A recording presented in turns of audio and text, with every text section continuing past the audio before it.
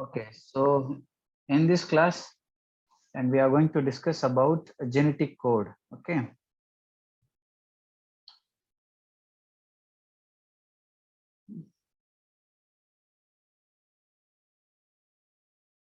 Okay.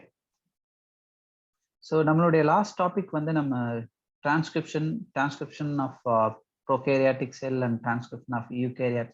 இது ரெண்டுமே நம்ம பார்த்தோம். இந்த differences கூட நம்ம பார்த்தோம், and there are some important basic processes. Okay.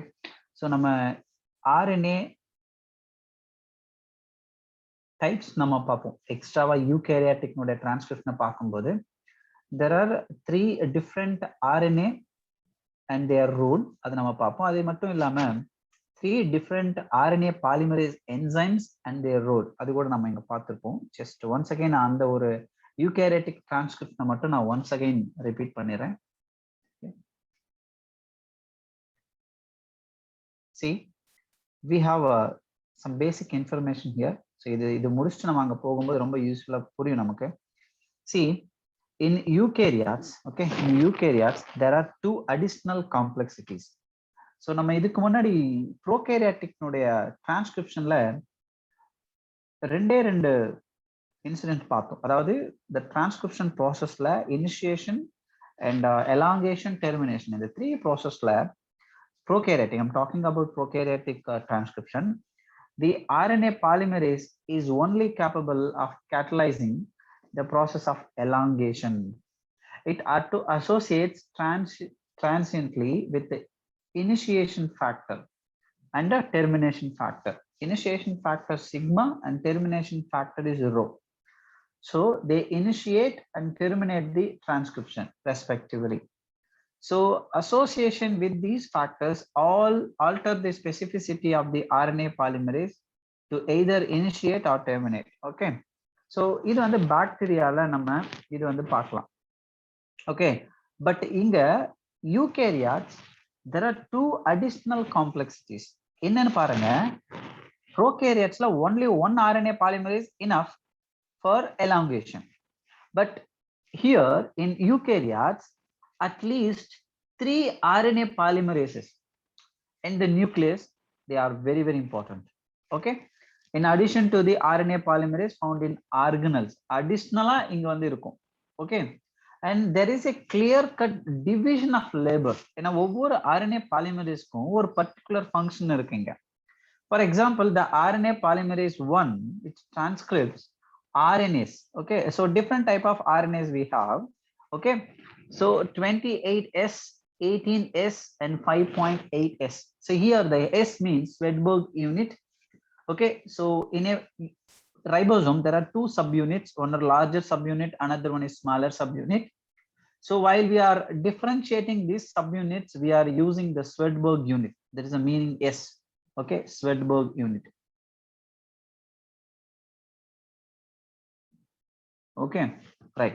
See, அப்ப இங்க என்ன கொடுத்திருக்காங்க, rRNA it can transcript. Okay, at the same time RNA polymerase 3 which is responsible for transcription of tRNA, 5 small ribosomal RNA and small nuclear RNAs. So இப்போ உங்களுக்கு question எப்படி கேட்பாங்கன்னா, ஒவ்வொரு RNA polymerase உடைய function என்னன்னு கேட்கலாம். So what is the transcriptional ratio or responsible RNA polymerase 3 அப்படின்னு கேட்கலாம். இல்ல RNA polymerase 1 உடைய transcription ratio என்னன்னு கேட்கலாம். And finally we have another type, that is RNA polymerase 2 which transcribes the precursor of mRNA. It means mRNA form ஆகி matured ஆகும்போது அது mRNA ன்னு சொல்லுவோம். பட் அந்த மெச்சூர்ட் mRNAக்கு முன்னாடி ஒரு ஸ்ட்ரக்சர் இருக்கும், அதுக்கு பேரு தான் heterogeneous nuclear RNA, otherwise it is called hnRNA. So now these 3 RNA polymerase enzymes, they have their own clear-cut functions. So once again I will repeat, RNA polymerase 1 will transcript rRNAs like 28S, 18S and 5.8S. And RNA polymerase 3 which is responsible for transcription of tRNA, 5 srRNA and snRNA. And finally the RNA polymerase 2 will transcribe the precursor of mRNA, that is hnRNA. So this is the one complexity which is not present in prokaryotic transcription. In prokaryotic transcription, we saw only RNA polymerase. That is the only enzyme is enough. Okay, but இங்க நீங்க பார்க்கும்போது அதோட சேர்ந்து அதோட ரெண்டு factors மட்டும் தான் நீங்க ப்ரோகேரியட்ல பார்க்க முடியும். இனிஷியேஷனுக்கு சிக்மா ஃபேக்டரும் டெர்மினேஷனுக்கு ரோ ஃபேக்டரும் தேவைப்படும். That's it. But here there are two complex. அதுல ஒன்னு வந்து நம்ம டிஃபரெண்ட் 3 டைப்ஸ் ஆஃப் RNAs பார்ப்போம். Then what is the next important complexity? I mean, second complexity is that the primary transcripts contains both exons and introns. I hope you people can remember that the video we saw last week. Okay, there are some exons and introns. These are all the small segments of the mRNA which have different characteristic features. The exons having the coding sequences, but introns are not. So the exons is required to transfer the character into a product, but introns are non-coding sequences. They are not required, so they are not doing any important role for translation. So that's why the removal of introns, it's very important. So the removal of introns and the adding or addition of exons, the process is called splicing. Okay, so it is subjected to a process called splicing, where the introns are removed and the exons are joined in a defined order. So you can look at here. Okay, see, this is the process. Okay, here transcription, when it is completed, immature mRNA, okay, that is hnRNA, which has two regions. The orange color band, they are called introns, and the yellow ones are exons. Introns are non-coding sequence, they are not required, so that's why they has to be removed. So here the removal process taking place by the enzyme spliceosome. Okay. Spliceosome, I think the term which is not mentioned in your book, spliceosomes. So with the help of these are all these spliceosomes enzymes, so they are attached with the introns regions, and they are removed the introns from the hnRNA. When there is a removal of introns, which is also called RNA splicing, you can get a matured mRNA. That is, it is not hnRNA. இப்போ நம்ம பார்க்கும்போது only introns are not there, only exons are there. So இந்த ஒரு RNA நம்ம என்ன சொல்றோம், messenger RNA or mRNA. So the splicing is one of the important process. We can easily distinguish the eukaryotic transcription from prokaryotic transcription, because splicing is not happening in prokaryotes. Okay, so the splicing is exclusive process in eukaryotic transcription. Okay, note down, it's very important. If you can get a question like the statement based questions.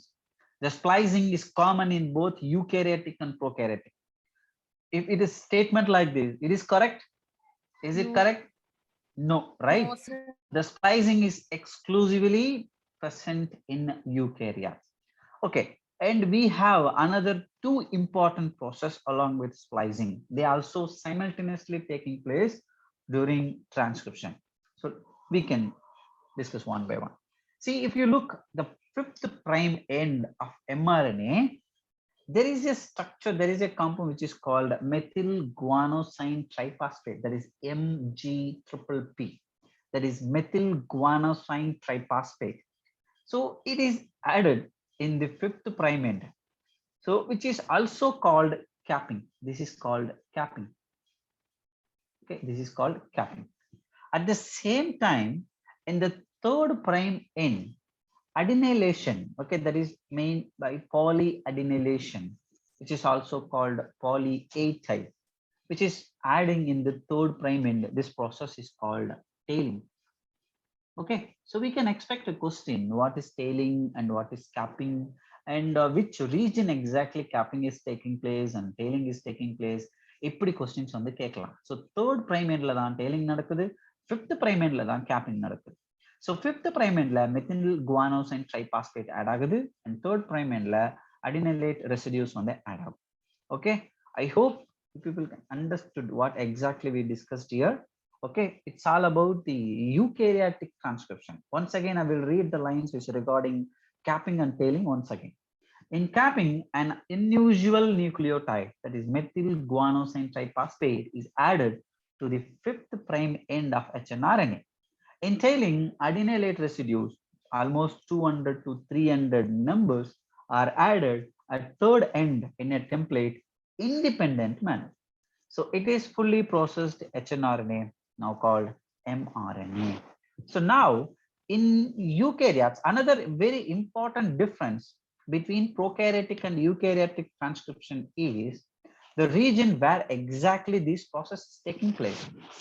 See, in prokaryotes, like bacteria cell, so look at the E. coli bacteria. So here there is no nuclear membrane. So due to the absence of nuclear membrane, there is no compartmentation. அப்படின்னா என்னன்னா, இங்க simple. நீங்க இப்போ ஒரு eukaryotic செல் எடுத்துக்கிறீங்க அப்படின்னா, இங்க வந்து ஒரு genetic material சுத்தி ஒரு membrane இருக்கும். That is nuclear membrane is there. But இங்க prokaryotic cell like bacteria, you cannot figure out any nuclear membrane. அப்ப இங்க நீங்க பார்க்கும்போது this is nucleus, okay, and this is nuclei.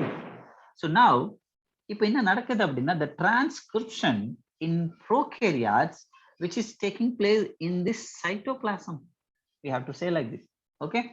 In prokaryotes, the transcription which is taking place in the cytoplasm, but in இது வந்து prokaryotes ல. In eukaryotes, the transcription which is taking place in the nucleus, okay, inside the nucleus.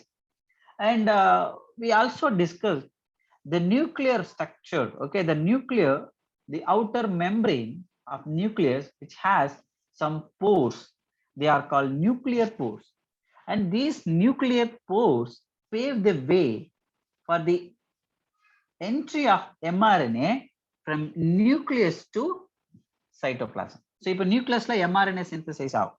அங்கிருந்து அந்த mRNA synthesis ஆன mRNA nucleusல இருந்து இப்போ எங்க வரும்னா cytoplasmத்துக்கு வரும். Why? Because in eukaryotes, the translation, okay, that is the next important process, right? So the translation which is taking place in the cytoplasm. So in prokaryotes, both transcription and translation both are occurred in cytoplasm of the bacteria. But in eukaryotes, the transcription which is taking place in the nucleus, but translation which is taking place in cytoplasm. So this is another very important difference between prokaryotic and eukaryotic transcription. I hope இப்போ நம்ம discuss பண்ண எல்லா பாயிண்ட்டும் உங்களுக்கு புரியும்னு நினைக்கிறேன்.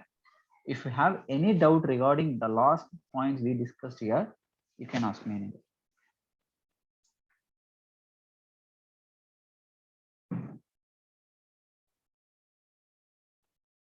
Hello, புரியுதா?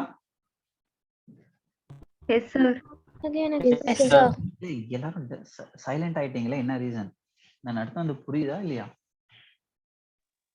Sir லாஸ்டா சொன்னது மட்டும் கொஞ்சம் ரிப்பீட் பண்ணுங்க. லாஸ்டா சொன்னது மட்டும் ரிப்பீட் பண்ணோம். ஓகே, சி இப்போ நம்ம லாஸ்டா சொன்னதை நான் இங்க இப்படி சொல்றேன். சி இது உங்க புக்ல இருக்கு. Since the mRNA does not require any processing in prokaryotes, okay, we are talking about prokaryote in bacteria, right? In bacteria, since the mRNA does not require any processing to become active, and also since transcription and translation taking place in the same compartment, which means என்ன சொல்லிருக்காங்க, same compartment means cytoplasmல மட்டும் தான் நடக்கும். அதான் இந்த இடத்துல சொல்லிருக்காங்க, there is no separation of cytosol and nucleus in bacteria because there is no nuclear membrane in bacteria. புரியுதா? பாக்டீரியா செல்லுல நியூக்ளியஸ் இப்படி இருக்கும், ஓகே, அதாவது ஜெனடிக் மெட்டீரியல் இருக்கும். இந்த ஜெனடிக் மெட்டீரியலை சுத்தி எந்த நியூக்ளியர் மெம்பரேனும் இருக்காது. ஆனா நீங்க ஒரு பிளான்ட் செல் எடுத்துக்கிட்டாலும் சரி, ஒரு அனிமல் செல் எடுத்துக்கிட்டாலும் சரி, அதுல நியூக்ளியஸ் கிளியரா இருக்கும். அந்த நியூக்ளியஸ் சுத்தி நியூக்ளியர் மெம்பரேன், அதுக்குள்ள ஒரு ஜெனடிக் மெட்டீரியல் இருக்கும். அப்ப இங்க வந்து இது வந்து சைட்டோபிளாசம், இது nucleus.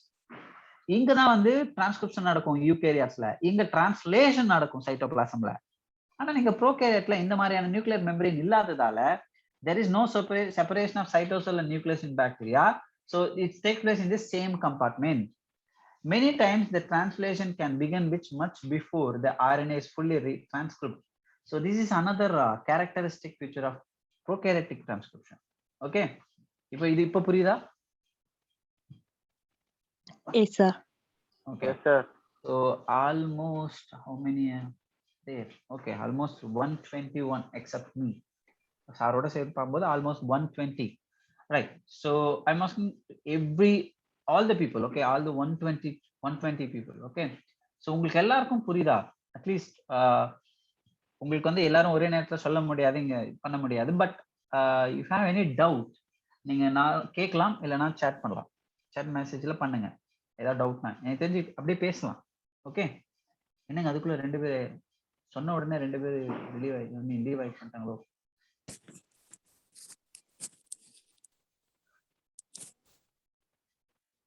No doubt, sir. No doubts. Okay, so அப்போ நான் கண்டினியூ பண்றேங்க. நெக்ஸ்ட் டாபிக் போயிடலாம். Okay, so the next topic is genetic code. So இப்போ உங்களுக்கு ஒரு கொஸ்டின் கிரியேட் ஆகலாம் மேபி. சரி, இந்த ஜீன் அப்படின்ற சொல்றீங்களே, அது டிஎன்ஏனுடைய ஒரு ஸ்மால் செக்மெண்ட் அப்படின்னு சொல்றீங்க. ஸோ அதுல எக்ஸாக்டா அந்த இன்ஃபர்மேஷன், அந்த ஜெனட்டிக் இன்ஃபர்மேஷன் அப்படின்றது எப்படி இருக்கும் அப்படின்னு உங்களுக்கு கேட்கலாம். ஸோ அதுக்கான பதில் தான் இந்த ஜெனட்டிக் கோட். ஸோ இதை பத்தி நம்ம டீட்டெயிலாக டிஸ்கஸ் பண்ணலாம்.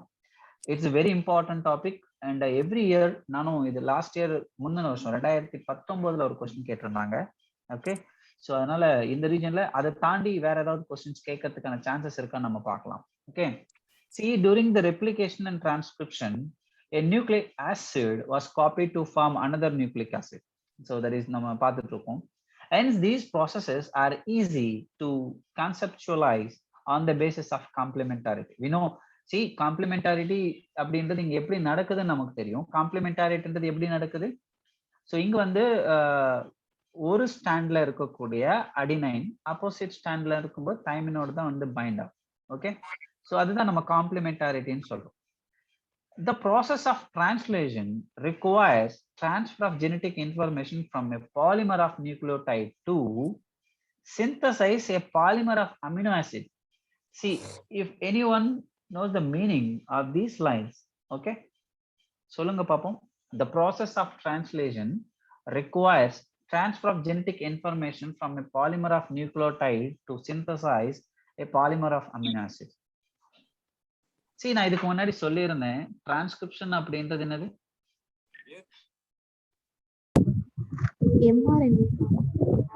அதாவது டிஎன்ஏல இருக்கக்கூடிய ரைட். இப்போ எம்ஆர்என்ஏன்றது just like that, a simple strand. Okay, ஒரே ஒரு சிங்கிள் ஸ்டாண்ட் எம்ஆர்என்ஏ, அதுதான். பட் இப்போ இதுல இருக்கக்கூடிய இன்ஃபர்மேஷன் இப்போ உங்களுக்கு புரோட்டீனா மாறணும், கரெக்டா? அதாவது இங்க இருக்கக்கூடிய this process is called translation, right? Translation. இப்போ இங்க என்ன சொல்லிருக்காங்க? to form a polymer of amino acid ன்னு சொல்றாங்க. a polymer of amino acidன்றது என்னங்க? Proteins. Very good. The proteins are the polymers of amino acids, right? protein அப்படின்றது which is நம்ம படிச்சோம் இல்ல, ஹீமோகுளோபினை பத்தி படிக்கும்போது கூட many amino acids are constitute the polymer, right? சரி சொல்லுங்க, ஹோமோ பாலிமரா ஹெட்ரோ பாலிமரா?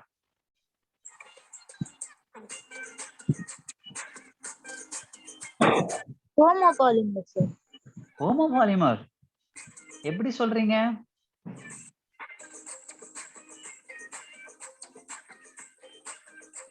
ஓகே, ஏதோ ஒரு சாங் ஓடிட்டு இருக்கு, கொஞ்சம் டிஸ்டர்பன்ஸா இருக்கு, கொஞ்சம் அதை யாரும் மியூட் பண்ணிடலாமா? சொல்லுங்க, ஹோமோ பாலிமர்னு சொன்னீங்க. யார் சொன்னீங்கன்னு தெரியல. It is not a homopolymer, right? பாடியில நம்ம ஒவ்வொரு ஹியூமன் பாடியிலயும் இல்ல யூகாரியோட்ஸ்ல கிட்டத்தட்ட வந்து பாத்தீங்கன்னா 20 அமினோ ஆசிட்ஸ் இருக்கு. ஸோ சம்டைம்ஸ் ஒரு புரோட்டீன் ஃபார்ம் ஆகும்போது அதுல டிஃப்ரெண்ட் அமினோ ஆசிட்ஸ் தான் ஆட் ஆகும். So proteins are the heteropolymer, it's not a homopolymer. Okay, okay, listen. இது இப்போ இந்த லைன்ஸ்க்கான மீனிங் புரிஞ்சுதா? Yes, sir. Okay. Neither does any complementarity exist between nucleotide and amino acids, nor could any be drawn theoretically. So direct transfer, I mean, இங்க இருக்கக்கூடிய information டைரக்டா புரோட்டீனா மாறுது அப்படின்னா அப்படியே வந்து எதுவுமே இல்லாம, ஒரு லிங்கே இல்லாம ஃபார்ம் ஆக முடியாது. அதனால என்ன சொல்றாங்கன்னா, there existed ample evidences though to support the notion that changes in nucleic acid were responsible for changing in amino acid in proteins. அதை எப்படி சொல்ல வராங்கன்னா, இதுக்கு அடுத்து ஒரு ப்ராசஸ் நடக்கும், அந்த ப்ராசஸ் நடக்கிறதுக்கான பேசிஸ் தான் இப்ப நம்ம பார்க்கிறோம். ப்ளீஸ் மியூட் பண்ணிடுங்களேன். Okay, so this leads to the proposition of genetic code, okay, that could direct the sequence of amino acids during synthesis of proteins. இப்ப புரோட்டீன் ஃபார்ம் ஆகணும் அப்படின்னா அந்த mRNAல இருக்கக்கூடிய இன்ஃபர்மேஷன் அமினோ ஆசிட்ஸா காப்பி ஆகணும். அதுக்கப்புறம் அந்த அமினோ ஆசிட்ஸ் வந்து அந்த கோடை ரீட் பண்ணி அதுக்கப்புறம் அது வந்து புரோட்டீனா மாறும். அப்ப இந்த ஒரு ப்ராசஸ் அப்படின்றது அவ்வளவு ஈஸி கிடையாது. ஸோ இது ரிலேட்டடான அது என்ன எக்ஸாக்டா என்ன ஜெனட்டிக் எந்த ரீஜன் வந்து நமக்கு வந்து இந்த இன்ஃபர்மேஷனை காப்பி ஆகுது அப்படின்றது வந்து ரொம்ப கன்ஃபியூஸ்டா இருக்கு. அப்போ என்ன பண்றாங்க அப்படின்னா நிறைய சயின்டிஸ்ட் வந்து இதுல இன்வால்வ் ஆகுறாங்க, வேரியஸ் டிசிப்ளின்ஸ் வந்து இதுல இன்வால்வ் ஆகுறாங்க, like physicist, organic chemist, biochemist, geneticist, இப்படி நிறைய பேர் வந்து இதுல இன்வால்வ் ஆகணும். அதுல ரொம்ப ரொம்ப முக்கியமான ஒரு சயின்டிஸ்ட் யார் அப்படின்னா George கெமாவ். Note down the name of the scientist is very important. He is physicist. Okay, இவரு வந்து என்ன பண்றாரு, he argued that since there are only 4 base pairs, of course adenine, guanine, cytosine, thymine, so they are the 4 bases. அதுதானே அந்த 4 தானே nitrogen basis நம்ம பார்க்கிறோம். If they have to choose, they have to code for 20 amino acids. So நம்ம பாடியில எத்தனை amino acids இருக்கு, 20 இருக்கு. பட் நமக்கு இருக்கக்கூடிய பேசஸ் அப்படின்னா 4 பேசஸ் தான். அப்போ 4 பேஸ் பேர்ஸ் கிட்டத்தட்ட 20 அமினோ ஆசிட்ஸை கோட் பண்ணணும். அப்போ the code should constitute a combination of bases. அப்ப அந்த கோட் அப்படின்றது கண்டிப்பா இந்த பேசஸ்னுடைய காம்பினேஷனா தான் இருக்கணும். ஸோ அப்படி பார்க்கும்போது he suggested that in order to code for all the 20 amino acids, okay, அப்படி 20 amino acidsக்கான அந்த கோடை நம்ம கான்ஸ்டியூட் பண்ணணும் அப்படின்னா நமக்கு என்ன தேவை அப்படின்னா ஒரு இவர் வந்து பாத்தீங்கன்னா ஒரு பெர்முடேஷன் காம்பினேஷனை கொடுக்குறாரு. ஓகே, ஸோ அப்ப அந்த கோடுன்றது கண்டிப்பா 3 நியூக்ளியோடைட்ஸ் தான் இருக்கணும் among 4. அப்போ நீங்க இங்க பாத்தீங்கன்னா ஒரு 3 நியூக்ளியோடைட்ஸ் தான் இருக்கணும். ஒரு 3 நியூக்ளியோடைட்ஸ் சேர்ந்து தான் ஒரு 20 அமினோ ஆசிட்ஸ் தேவையான அந்த இன்ஃபர்மேஷனை கொடுக்க முடியும்னு சொல்றாரு. அதனால இவர் என்ன பண்றாரு அப்படின்னா பெர்முடேஷன் காம்பினேஷனை கொடுக்குறாரு. அப்போ ஆக்சுவலி டோட்டல் பேஸ் பேர்ஸ் வந்து 4, ஆனா 3 நியூக்ளியோடைடு அப்படின்னு சொல்லும்போது இது வந்து பெர்முடேஷன் காம்பினேஷன் பாக்குறாரு. அப்போ இங்க 4 கியூப் அப்படின்னு சொல்லும்போது எத்தனை கோட்ஸ் வரணும், ஆக்சுவலி எவ்வளவு நம்பர்ஸ் வரும் 4 கியூப்ஸ்னா 64. ஓகே, அப்ப அவர் ஒரு கன்க்ளூஷனுக்கு வரார். there are 64 codons are important to produce 20 amino acids ன்னு சொல்றாரு.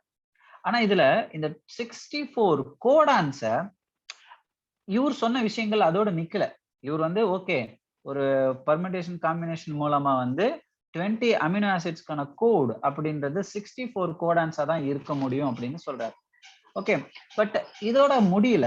இதுக்கான ப்ரூஃப் வந்து பாத்தீங்கன்னா அந்த ஒரு கோடான் அப்படின்றது வந்து it have a genetic information, that is it's a code. Okay, அந்த அமினோ ஆசிட் கோட் பண்ணக்கூடிய அந்த இன்ஃபர்மேஷன் அது. ஸோ அது இது கோடான் அப்படின்ற வார்த்தை யூஸ் பண்றாங்க. பட் அந்த கோடான் அப்படின்றது கண்டிப்பா ட்ரிப்ளெட்டா தான் இருக்கணும் அப்படின்னு சொல்றாரு. அப்போ இந்த ட்ரிப்ளெட்டை கெமிக்கல் மெத்தட், ஒரு கெமிக்கல் மெத்தட ப்ரொடியூஸ் பண்றாங்க, டெவலப் பண்றாங்க. யார் அப்படின்னா ஹர்கோபிந்த் கோரானா. ஓகே, ஸோ இவரு பேர் வேறங்க, Hargobind Khorana. Okay, so 2 scientist name பார்க்குறோம். One is George Gamow who done a permutation combination for 64 codons, and another scientist Hargobind Khorana who developed a chemical method, okay, to instrumental in the synthesizing RNA molecules with the defined combination of bases. இதோட முடியல. another third important scientist இங்க நம்ம பார்க்கிறோம், marshal நெரன்பர்க். he have another process, okay, he done another method, okay, cell free system. He proposed a cell free system for protein synthesis. Okay, so இது எதுக்காக அப்படின்னா finally help code to decipher. Deciphered அப்படின்னா என்ன meaning அப்படின்னா அதுல இருக்கக்கூடிய இன்ஃபர்மேஷனை ப்ராப்பரா தெரிஞ்சுக்கிறதுக்கு பேரு தான் deciphered. So the code, that is the codon, what is the information it has, it is deciphered by Marshall Nirenberg by using cell free system. So அப்ப இங்க எப்படி क्वेश्चंस கேட்பாங்கன்னா ஒவ்வொரு சயின்டிஸ்டினுடைய கான்ட்ரிபியூஷன் ரிகார்டிங் ஜெனடிக் கோட் அப்படின்னு ஒரு question கேட்கலாம். இங்க மார்ஷல் நெரின்பர்க் அப்படின்ற ஒரு cell free system for protein synthesis கொடுத்து அந்த கோடை வந்து டிசிஃபர் பண்ணியிருப்பாரு. அடுத்து அரகோபிந்த் கரோனா அவருடைய கெமிக்கல் மெத்தட் யூஸ் பண்ணியிருப்பாரு. அதே மாதிரி ஜார்ஜ் கெமா அப்படின்ற ஒரு பர்மிட்டேஷன் காம்பினேஷன் யூஸ் பண்ணியிருப்பாரு. And finally another scientist Severo Ochoa. Okay, so இவர் என்ன பண்றாரு, he also highlighted the role of enzyme polynucleotide phosphorylase. Note down the name of the enzyme and the name of the scientist. Polynucleotide phosphorylase. இதுதாங்க அந்த என்சைம்னுடைய name. So இது வந்து கண்டுபிடிச்சது செவரோ Azov. அவர் என்ன பண்றாரு, he also helpful in polymerizing RNA with a defined sequence in a template independent manner. அதாவது ஒரு தானாவே வந்து அந்த mRNAல இருக்கக்கூடிய இன்ஃபர்மேஷன் அப்படின்றது அப்படியே கோட்ஸ் மூலமா காப்பி ஆயிட்டு ஒரு புரோட்டீன் வந்து சிந்தசிஸ் ஆகும் அப்படின்னு கொடுத்திருப்பாங்க. ஸோ இந்த இன்ஃபர்மேஷன்ஸ் எல்லாம் பேஸ் பண்ணி there is a checker board for genetic code வந்து ப்ரிப்பேர் பண்ணியிருப்பாங்க. So that is the code you have here. Okay, so இது வந்து தான் வந்து ஒரு செக்கர் போர்டு. இங்க நீங்க டோட்டலா பாத்தீங்கன்னா there are 64 codons. The 64 codon code 20 amino acids. So இங்க நீங்க பாத்தீங்கன்னா வேரியஸ் அமினோ ஆசிட்ஸ் இருக்கும். ஓகே, பட் ஒரே அமினோ ஆசிட்ஸ்க்கு வந்து வேரியஸ் கோட்ஸ் வந்து ரெஸ்பான்சிபிளா இருக்கும். ஃபார் எக்ஸாம்பிள் இங்க வந்து ஃபினைல் அலனைன் அப்படின்னா UUU, அதே மாதிரி UUC. Here U means uracil, C means cytosine, G means guanine, A means adenine. Okay, because நம்ம ஏன் சார் இங்க வந்து thymine வரல, அதுக்கு பேர் யுராசில் இருக்கு அப்படின்னா, see it is all about mRNA. mRNAல இருக்கக்கூடிய கோட்ஸ் தான் இப்போ புரோட்டீன்ஸா கன்வெர்ட் ஆகணும். அப்போ RNA அப்படின்னு சொல்லும் போது instead of thymine அங்க என்ன இருக்கும், யுராசில் இருக்கும். Okay, so based on the 3 position, ஏன்னா ஜார்ஜ் கெமா சொன்ன மாதிரி அந்த கோடான் அப்படின்றது ட்ரிப்ளெட்டா தான் இருக்கணும், அதாவது எனி 3 அப்படின்னு சொல்றாரு. அப்படி பார்க்கும்போது இந்த இடத்துல இப்போ ஃபினைல் அலனைன் அப்படின்னு பார்ப்போம், அது வந்து UUU. அப்போ ஃபர்ஸ்ட் பொசிஷன்ல ஒரு U, செகண்ட் பொசிஷன்ல ஒரு U, தேர்ட் பொசிஷன்ல ஒரு U, இது மூணும் சேர்ந்துதான் UUU. இப்போ ஃபார் எக்ஸாம்பிள் இது பாருங்க. ஓகே, இதுல UCU செரைன். ஸோ இது வந்து ஃபர்ஸ்ட் பொசிஷன்ல U, செகண்ட் பொசிஷன்ல C, தேர்ட் பொசிஷன்ல என்ன இருக்கு, U இருக்கு. ஓகே, ஸோ இது இப்படி எடுத்துக்கணும். ஓகே, இப்போ ஃபார் எக்ஸாம்பிள் இங்க பாருங்களேன் AAU. ஓகே, ஸோ இந்த அமினோ ஆசிடுக்கு ஃபர்ஸ்ட் பொசிஷன்ல A, அதே மாதிரி இங்க பாத்தீங்கன்னா இது வந்து தேர்ட்ல இருக்கு, ஸோ இங்க செகண்ட் பொசிஷன்ல A, இது நேரா. அப்புறம் இது பாத்தீங்கன்னா ஃபர்ஸ்ட் பொசிஷன்ல U. ஸோ இப்படித்தான் வந்து கோடான்ஸ் வந்து கோட் பண்ணிருப்பாங்க. 24 codons, sorry 64 codons for 20 amino acids. So இப்போ கோடான் அப்படின்றது பத்தின ஒரு பேசிக் ஃபியூச்சர்ஸ் நம்ம இங்க பார்க்க போறோம். The codon is triplet. ஒரு கோடான் அப்படின்றது ட்ரிப்ளெட்டா இருக்க முடியும். 61 codons code for amino acids, but only 3 codons do not code any amino acid. நீங்க பாத்தீங்கன்னா தெரியும், there are 3 codons which also mentioned stop codons. அந்த stop codons எதுன்னு கொஸ்டின் கேட்கலாம், கேட்டாங்க already. UAA, UAG and UGA. So these 3 codons are stop codons, so they are not responsible for any amino acids. Okay, so இப்போ இந்த இடத்துல all 64 codons are responsible for 20 amino acids அப்படின்னா the statement is incorrect. Only among 64, only 61 codons code for amino acids. புரியுதா இல்லையா? Yes, sir. So what is the role of these 3 amino acids? They act as a stop codons, which means sir stop codon என்ன உங்களுக்கு புரியல அப்படின்னா they restrict the translation. இவ்வளவுதாங்க, இதுக்கு மேல வேண்டாம் அப்படின்ற மாதிரி ஸ்டாப் பண்ணும். சொல்லுங்க. டெர்மினேஷன் கோடான். ஓகே, அப்படி எடுத்துக்கலாம். அந்த ப்ராசஸை டெர்மினேட் பண்றதுன்னு கூட எடுத்துக்கலாம். ஓகே, சரி இப்போ அடுத்த பாயிண்ட் பாருங்க. சம் அமினோ ஆசிட்ஸ் சொல்லுங்கம்மா. நான்சென்ஸ் கோடான் சொல்லுங்க சார் மறுபடியும். Yeah, nonsense codons அப்படின்றது என்னன்னா they are not code any amino acid information. Okay sir. Okay, listen. Next, the some amino acids are coded by more than one codon. So நீங்க இங்க பாத்தீங்கன்னா தெரியும். இப்போ ஃபார் எக்ஸாம்பிள் alanine பாத்தீங்கன்னா தெரியும் GCU, GCC, okay, GCA, GCG. So there are 4 codons code only one single amino acid. அதான் இந்த இடத்துல கொடுத்திருப்பாங்க. Some amino acid coded by more than one codon, hence the code is degenerate. அப்போ ஒரு genetic code degenerate ன்னு எப்ப சொல்லுவோம்? If there is a genetic code which is called degenerate, When a particular amino acid code for more than one codon. Very good, very good. Next, the codon is read in mRNA in a continuous fashion. There is no punctuations. அப்படின்னா என்ன stop ஆகக்கூடாது. Once the codon அந்த mRNA ல இருக்கக்கூடிய இன்ஃபர்மேஷனை read பண்ண ஆரம்பிச்சதுக்கு அப்புறம் it should be continuous. அங்கேயுமே punctuations இருக்கக்கூடாது, எங்கேயுமே ஸ்டாப் ஆகக்கூடாதுன்னு சொல்றாங்க. And next codon, okay, the code is nearly universal. For example, என்ன சொல்றாங்கன்னா from bacteria to human UUU அப்படின்னா அந்த codon it's code for phenylalanine. Okay, that is PHE, phenylalanine. But there are some exemptions. இது அப்படி இருக்கணும்னு அவசியம் கிடையாது. But in mitochondrial codon, so we already discussed mitochondria is a semi-autonomous organelle, which is why it is called semi-autonomous organelle, because it has its own genome. Okay, ஒரு செல்லுக்குள்ள mitochondria இருக்குன்னு வச்சுக்கோங்க. பொதுவா செல்லுக்குன்னு ஒரு ஜெனடிக் மெட்டீரியல் இருக்கும், அதை தாண்டி மைட்டோகாண்ட்ரியாவிலும் DNA இருக்கும். Okay, single standard DNA இருக்கும் மைட்டோகாண்ட்ரியால. ஏன் அப்படின்னு பாத்தீங்கன்னா ரெஸ்பிரேஷன் அப்படின்ற ப்ராசஸ் வந்து which is happening in mitochondrial matrix. அப்போ for respiration there are many enzymes are required. So those enzymes are proteins, right? So the mitochondria required these proteins, I mean enzymes, for respiration process. So that's why it can synthesize its own protein mechanism. So that's why it is called semi-autonomous organelle. Okay, அது நீங்க புரிஞ்சுக்கணும் இந்த இடத்துல. Okay, so mitochondrial codons and some protozoans codons, they are not universal. Okay, இதுல what is universal அப்படின்றத நீங்க புரிஞ்சுக்கணும். பாக்டீரியால இருந்து ஹியூமன்ஸ் வரையும் ஒரு கோட் UUU அப்படின்னு இருந்தா அது phenylalanine மட்டும்தான் கோட் பண்ணும். ஆனா இது நம்ம மைட்டோகாண்ட்ரியால இருக்கக்கூடிய கோடானுக்கோ புரோட்டோசோவானுக்கோ இது அப்படி இருக்குன்னு நம்ம நம்ப முடியாது, because they are different. Okay, and the last feature is AUG. Okay, இங்க AUG அப்படின்ற அந்த கோடானுக்கு ரெண்டு ஃபங்க்ஷன் இருக்கு, which can code for the amino acid methionine.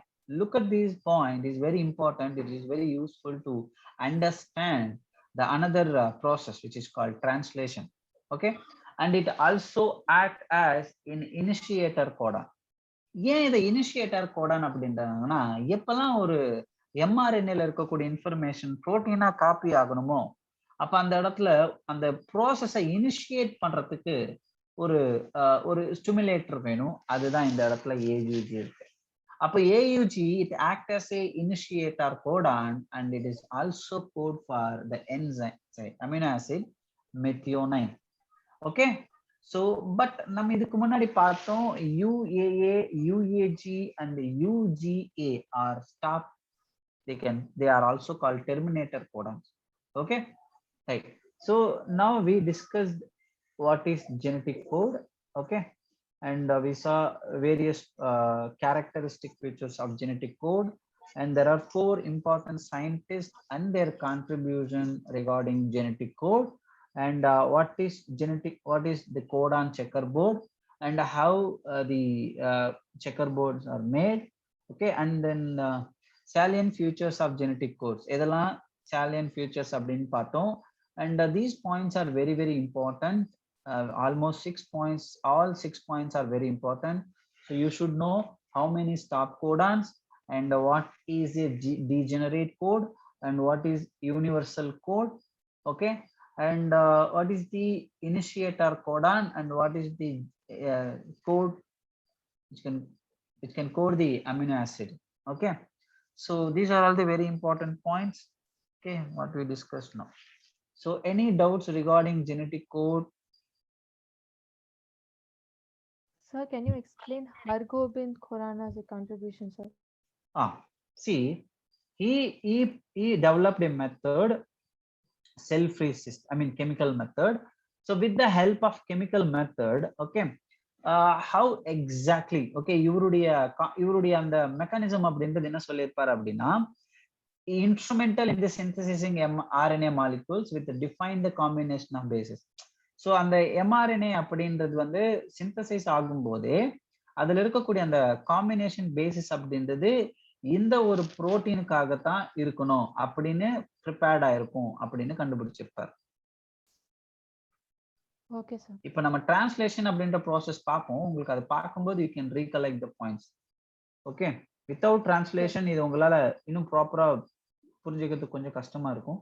அதனால நம்ம அந்த ஒரு டிரான்ஸ்லேஷன் அப்படின்றத நம்ம பார்த்துட்டு அதுக்கான வீடியோ பார்த்துடலாம். அதுக்கப்புறம் உங்களால் ரீகலெக்ட் பண்ண முடியும். அப்போ முடியலன்னா நான் கண்டிப்பா சொல்றேன். ஓகே, நெக்ஸ்ட் டாபிக் வந்து மியூட்டேஷன்ஸ் அண்ட் ஜெனடிக் கோட். சரி, ஓகே, இப்போ இந்த ஜெனடிக் கோட் பத்தி நம்ம இப்போ சார் ஒருத்தவங்க மெசேஜ் பண்றாங்க சார். செக்கர் போர்டு யாரு கொடுத்தான்னு கேக்குறாங்க சார்.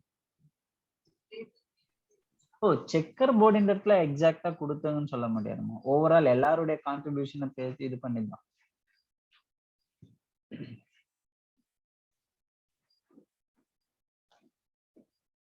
ஓகே,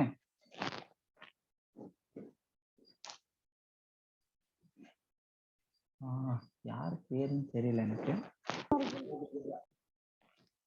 யாருங்க நேம் கொஸ்டின் கேட்டாங்க.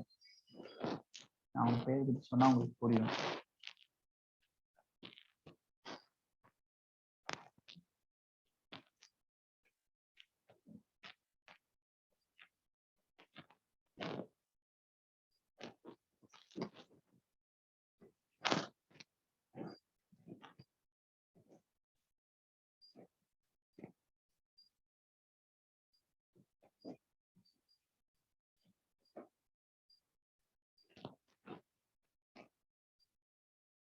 ஹலோ.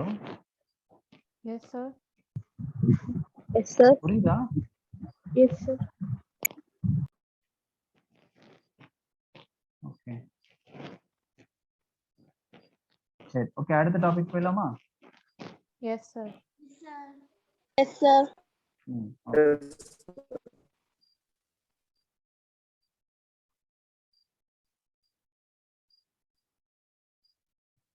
ஓகே, ஸோ நெக்ஸ்ட் வந்து mutations and genetic code. Already நம்ம சிக்கிள் செல் அனிமியா பத்தி படிச்சிருக்கோம், ஞாபகம் இருக்கா? சிக்கிள் செல் அனிமியா ஏன் வருது, எதனால இந்த ஜெனடிக் டிசார்டர் வருது அப்படின்றது இதுக்கு முன்னாடி லெசன்லேயே நம்ம டிஸ்கஸ் பண்ணியிருந்தோம். ஸோ ஆக்சுவலி அதில் வந்து பார்த்தீங்கன்னா அது வந்து ஒரு டெலிஷன் மியூட்டேஷன் இல்லது ஃப்ரேம் ஷிஃப்ட் மியூட்டேஷன் இதுக்கு வருது. அதாவது பாயிண்ட் மியூட்டேஷனுக்கு எக்ஸாம்பிள்னு சொல்லலாம். அதாவது என்னன்னா, அந்த இதில் இருக்கக்கூடிய ஒரு 7 அமினோ ஆசிட்ல ஒரு அமினோ ஆசிட் வந்து சேஞ்ச் ஆயிடும். ஓகே, அது என்ன அமினோ ஆசிட்னு சொல்ல முடியுமா?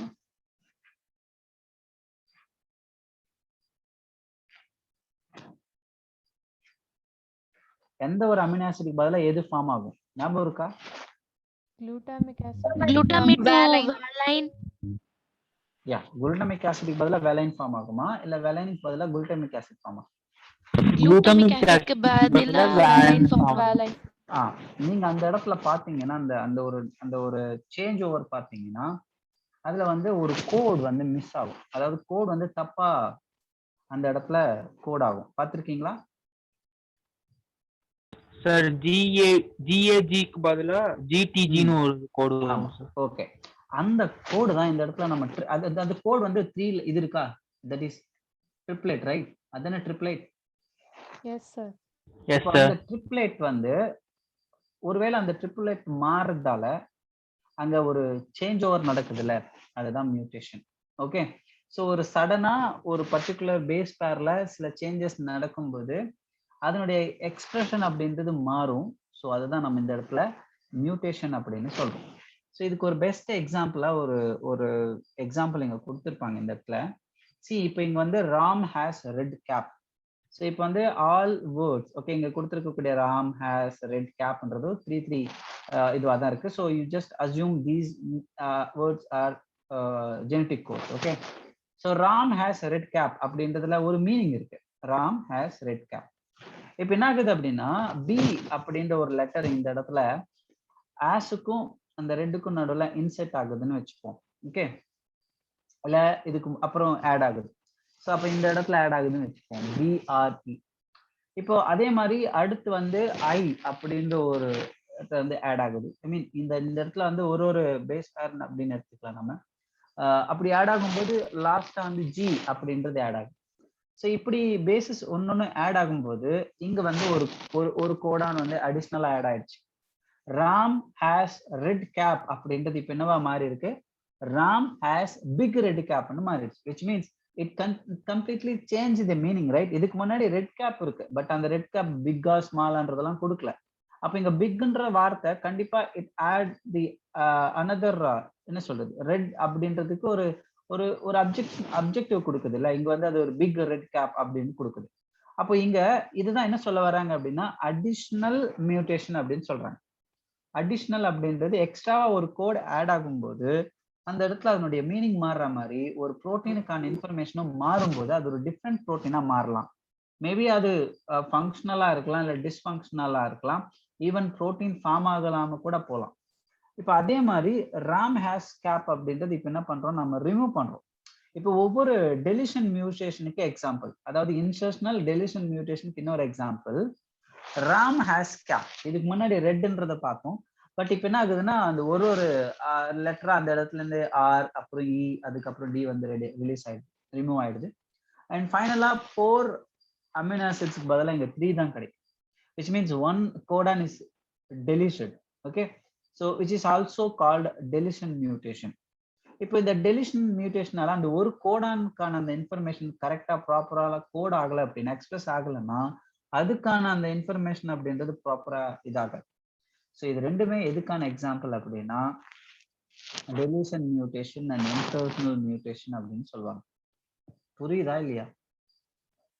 இது புரியுதா? Yes, sir. Yes, sir. Yes, sir. இப்போ நம்ம அடுத்த டாபிக் போலாம். tRNA தி அடாப்டர் மாலிக்யூல். சார் ஏன் சம்பந்தமே இல்லாம இந்த இடத்துல tRNA அப்படின்ற ஒரு விஷயத்தை பத்தி நம்ம இங்க பேசுறோம் அப்படின்னா, இப்போ இவங்க என்ன சொல்லியிருக்காங்க, இதுக்கு முன்னாடி நம்ம பார்த்ததுல இருந்து பாத்தீங்கன்னா ஒரு இன்ஃபர்மேஷன் தெரியணும். ஒரு எம்ஆர்என்ஏ இருக்கு. ஓகே சிங்கிள் ஸ்டாண்டர்ட் எம்ஆர்என்ஏ இருக்கு. இதுல ஜெனடிக் இன்ஃபர்மேஷன் இருக்கு. இதுல இருக்கக்கூடிய இன்ஃபர்மேஷன் இப்போ அமினோ ஆசிடா காப்பி ஆகணும்.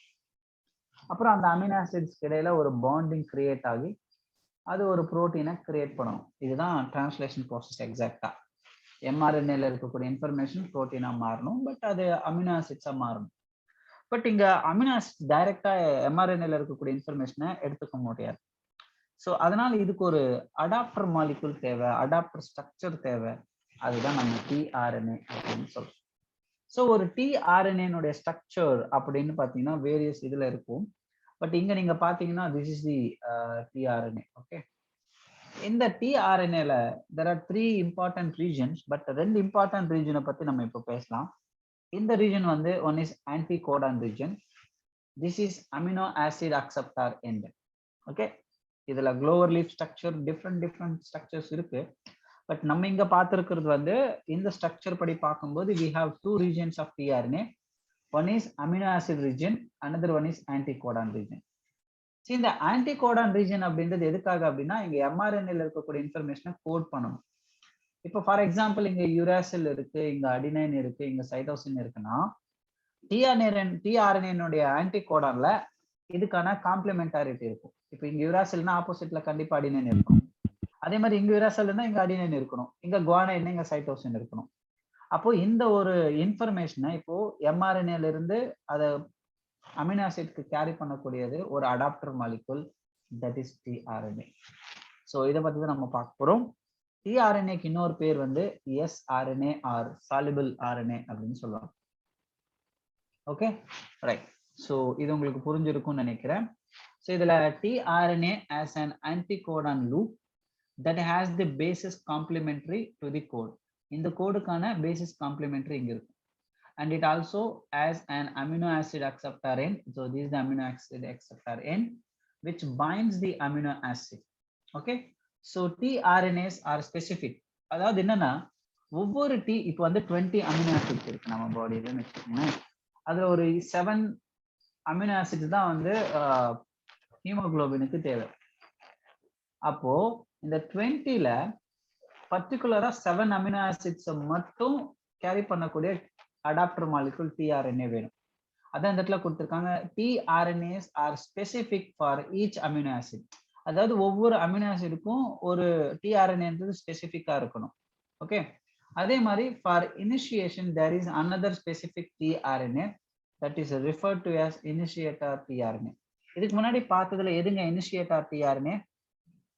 இனிஷியேட்டர் கோடான் எதுங்க? AUG. Very good, AUG sir. Okay. அதே மாதிரி இன்னொரு விஷயமும் நீங்க பார்க்கணும், there is no tRNAs for stop codons. Stop கோடான்ஸ்க்கு எந்த ஆர்என்ஏவும் தேவை கிடையாது, tRNA தேவை கிடையாது. பட் இந்த லைனை அவங்க எப்படி கொடுக்கலாம்னா, and there is a tRNAs for stop codons also அப்படின்னு கொடுத்தாங்கன்னா ஸ்டேட்மெண்ட் இன்கரெக்ட். புரியுதா? Yes sir. Yes sir. Okay, right. Okay, so இப்போ நம்ம டிரான்ஸ்லேஷன் அப்படின்ற ப்ராசஸை கொஞ்சம் சிம்பிளா பார்க்கலாம். Okay, listen. ஸோ இப்போ இந்த இடத்துல உங்களுக்கு வந்து ஒரு 5 minutes. ஓகே, நான் அதுக்கான டிரான்ஸ்லேஷன் அப்படின்றது என்ன சொன்னோம், நம்ம என்ன பார்த்தோம் டிரான்ஸ்லேஷன் அப்படின்னா? mRNA to protein. RNA synthesis to make a protein. ஆமா, இப்போ இந்த இடத்துல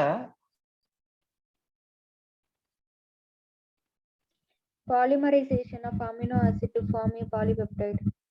ஓகே, குட்.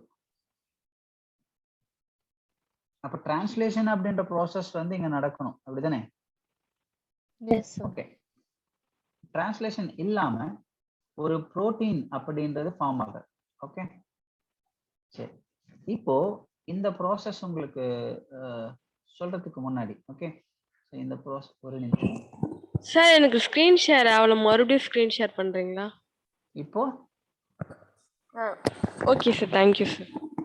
லிசன். ஸோ இப்போ நான் டிரான்ஸ்லேஷனுக்கான டெஃபினேஷன் இங்க 2 பாயிண்ட் உங்களுக்கு தெரியப்படுத்தணும், அதுக்கப்புறம் நான் வீடியோ போகலான்னு நினைக்கிறேன். See, the process of polymerization of amino acid to form a polypeptide. The polypeptide nothing but protein. So the order and sequence of amino acid are defined by the sequence of bases in mRNA. mRNA என்ன ஆர்டர்ல இருக்கோ அந்த ஆர்டர்ல தான் amino ஆசிடும் form ஆகும், அதுக்கப்புறம் அந்த sequence வந்து ஃபார்ம் ஆகும். So the amino acids are joined by a bond. அந்த ஒரு அமினோ ஆசிட் இன்னொரு அமினோ ஆசிடோட பைண்ட் ஆகக்கூடிய அதுக்கு பேரு peptide bond. Okay, formation of இப்போ இந்த பெப்டைட் பாண்ட் ஃபார்ம் ஆகணும்னா அதுக்கு எனர்ஜி தேவை. ஓகே, நல்லா புரிஞ்சுக்கணும். ஓகே, ஸோ இந்த ப்ராசஸ்னுடைய ஃபர்ஸ்ட் ஃபேஸ் அப்படின்றது என்னன்னு பாருங்க. therefore in the first phase itself amino acid are activated in the presence of ATP. so amino acid வந்து அவ்வளவு சீக்கிரத்துல வந்து இந்த இடத்துல without amino acid வந்து இந்த இடத்துல ATP எனர்ஜி யூஸ் ஆகாம அதால வந்து இந்த ப்ராசஸ்ல இன்வால்வ் ஆக முடியாது. so it is linked to their cognate tRNA. இப்போ ஃபார் எக்ஸாம்பிள், இதுக்கு முன்னாடி நம்ம பார்த்தோம் ஒரு tRNAல இந்த ரீஜன் வந்து அமினோ ஆசிட் ரீஜன். ஸோ இங்க ஒரு அமினோ ஆசிட் இருக்கு, இந்த அமினோ ஆசிட் இந்த tRNA இந்த அக்செப்டர் எண்டோட ஃபியூஸ் ஆகணும் அப்படின்னா இட் ரிக்வயர்ட் ATPs. நல்லா புரிஞ்சுக்கணும், this is tRNA. Okay, this is amino acid. இந்த அமினோ ஆசிட் இந்த tRNA ஓட இந்த பைண்டிங் சைட்டோட பைண்ட் ஆகணும்னா which is required ATP. யாரோ அன்மியூட் பண்ணிருக்கீங்க கொஞ்சம். நாளைக்கு எனக்கு ஸ்கூல் இருக்குப்பா, ஃபுல் டே. நாளைக்கு எனக்கு ஃபுல் டே ஸ்கூல் இருக்கு. ஹலோ ஜவஹர், மியூட் பண்ணிடுங்கப்பா. தேங்க்யூப்பா. ஓகே, நல்லா பாருங்க, இது வந்து tRNA. இந்த tRNAல இதுதான் அமினோ ஆசிட் எண்ட். இந்த அமினோ ஆசிட் எண்டோட ஒரு அமினோ ஆசிட் பைண்ட் ஆகிறதுக்கு என்ன எனர்ஜி தேவை? ATP தேவை. அப்போ எப்போ ஒரு அமினோ ஆசிட் tRNA இந்த ரீஜனை பைண்ட் ஆகுதோ அந்த இடத்துல எனர்ஜி தேவை. அந்த ப்ராசஸ் நம்ம என்ன சொல்லணும்னா சார்ஜிங் ஆஃப் tRNA. இதுக்கு இன்னொரு பேர் இருக்கு, amino acylation of tRNA. Sir, ஏன் இந்த இடத்துல சார்ஜிங் tRNA சொல்லியிருக்காங்க? ஓகே, எனர்ஜி தேவைப்படுது, அதனால சார்ஜிங் ஆஃப் tRNA. அது ஏன் அமினோ அசிலேஷன் ஆஃப் டிஆர்என்ஏன்னு சொல்றாங்க அப்படின்னா, சி அமினோ ஆசிட்ஸ் வந்து டைரக்டா இந்த டிஆர்என்ஏவோட பைண்ட் ஆக முடியாது. ஸோ இந்த டிஆர்என்ஏவும் அமினோ ஆசிடும் பைண்ட் ஆகிறதுக்கு ஒரு என்சைம் தேவை. அதுக்கு பேர் தான் அமினோ அசிலேஸ். அமினோ, அந்த என்சைம் பேர் எழுதிக்கங்க, amino acylase. So that is the enzyme. இந்த என்சைமோட பைண்டிங் சைட்ல தான் டிஆர்என்ஏ போய் பைண்ட் ஆகும். அதுக்கப்புறம் ஆர்என்ஏ வந்து அது அமினோ ஆசிட் வந்து பைண்ட் ஆகும். ஓகேவா? ஸோ அந்த ப்ராசஸ்க்கு பேர் தான் அமினோ அசைலேஷன் அப்படின்னு சொல்றாங்க. புரியுதா இல்லையா? இது உங்களுக்கு இன்னும் டீட்டெயிலா புரியணும் அப்படின்னா நான் இப்போ அந்த வீடியோ ஷேர் பண்றேன்.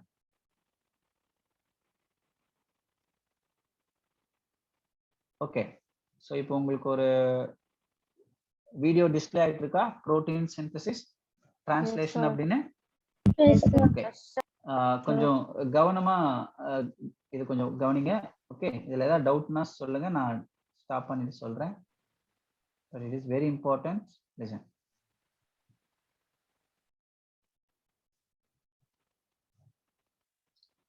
Okay, in a nucleus, in a cell, in a nucleus.